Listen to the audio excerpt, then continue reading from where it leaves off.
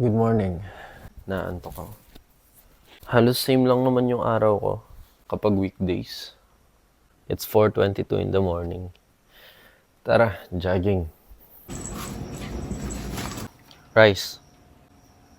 Di kita batik. Wala akong salamin ngayon. Medyo blurry yung paligid.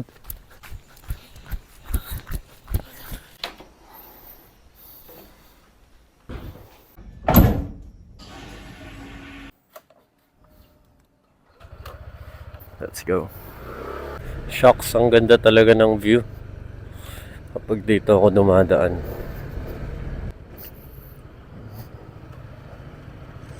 Please open it.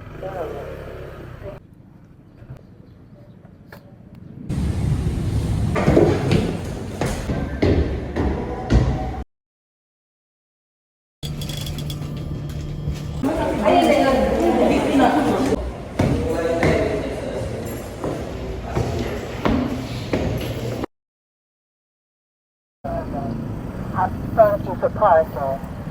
Please enter your car. Same routine.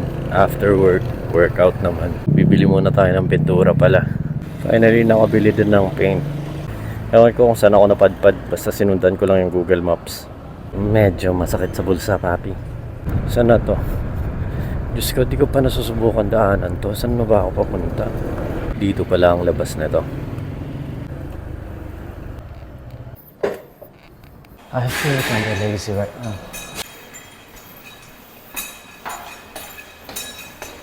Nag-warm up muna ako. Magaan lang. Hanggang sa naramdaman natin yung muscles.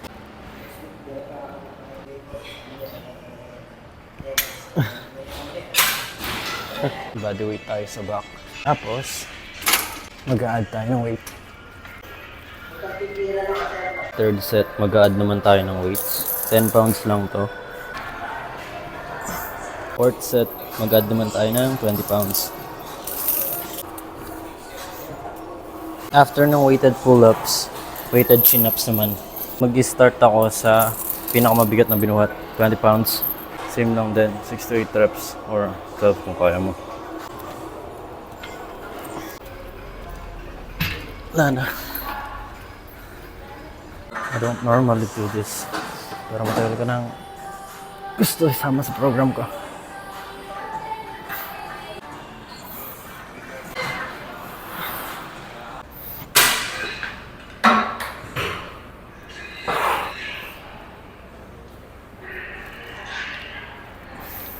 Baka last exercise ko na tong cable flies. Tapos kung kaya nyo pa, mag-add pa kayo ng exercise. Actually, ginagawa ko to sa pec flies. Pero dahil wala naman tao, dito ko siya gagawin. Kasi mas ramdam ko kapag cable. Pag sa salamin, okay tingnan. Madami salamin dito sa mga gym. Parang malaki talaga yung likod. Pero hindi naman yan talaga ganyan. Sa salamin lang yan ganyan. Tapos pag sa reality, ganito lang pala siya kalit. Ah, diba? Angle lang yan. Hindi naman ako malaki. Kaya huwag niyong ko-compare yung sarili niyo sa mga tao sa social media. Okay, uwi na tayo. Sabi ko na, heavy traffic eh. Buti na lang nakamotor tayo. Pwede sumingit-singit. Lagi niyong tatandaan, be better than yesterday.